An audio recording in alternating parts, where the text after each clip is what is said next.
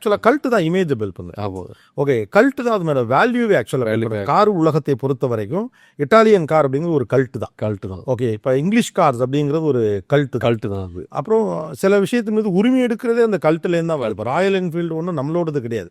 ஆனால் நம்மளுக்கு வந்து அது ஏதோ நம்மளோடதே தான் அப்படிங்கிற ஒரு வெள்ளக்காரன் வந்து கேட்டால் கூட போராடியாது எங்க ஓட்டுறான்னு தான் நாங்கள் சொல்லுவோம். அம்பாசிடர் பார்த்தா அம்பாசிடரும் எங்களோடது நம்ம நினச்சிட்டு இருக்கோம், அவனோடது அப்படின்னு நம்ம கிளைம் பண்ணுறதுல.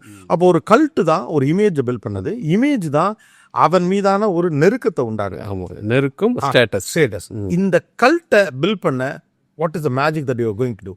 இப்போ பொலரோ பார்த்தீங்கன்னா அது ஒரு கல்ட், ஸ்கார்பியோ அது ஒரு கல்ட், அதே மாதிரி XUV700 இல்லை அதை நோக்கி நீங்கள் நகர்றது எனக்கு புரியுது. நகரது. ஆமாம், அதை ஒட்டின ஒரு கலாச்சாரத்தையும் அந்த ஒரு கல்ட்டை B6 பார்த்தீங்கன்னா அது பார்த்துருக்கீங்க. அது வந்து அது மேலே தான் நான் எனக்கு அந்த நம்பிக்கை இருக்கு. அந்த கல்ட்டு அதை வந்து ஃபஸ்ட்டு அவர்கிட்ட ப்ரீஃபே அந்த மாதிரி தான். எனக்கு இன்னொரு தார் வேணும், பட் எலக்ட்ரிக் அவதாரில் வேணும் அப்படின்னு சொல்லி அந்த டிசைனர்கிட்ட நாங்கள் சொன்னோம்.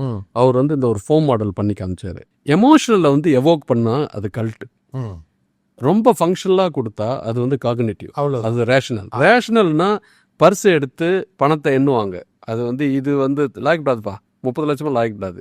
எமோஷனில் பிடிச்சிட்டிங்கன்னா பர்ஸே எடுக்க மாட்டாங்க. எனக்கு இது வேணும், எனக்கு இது வேணும், அவ்வளோதான். எப்போ தர்றீங்க?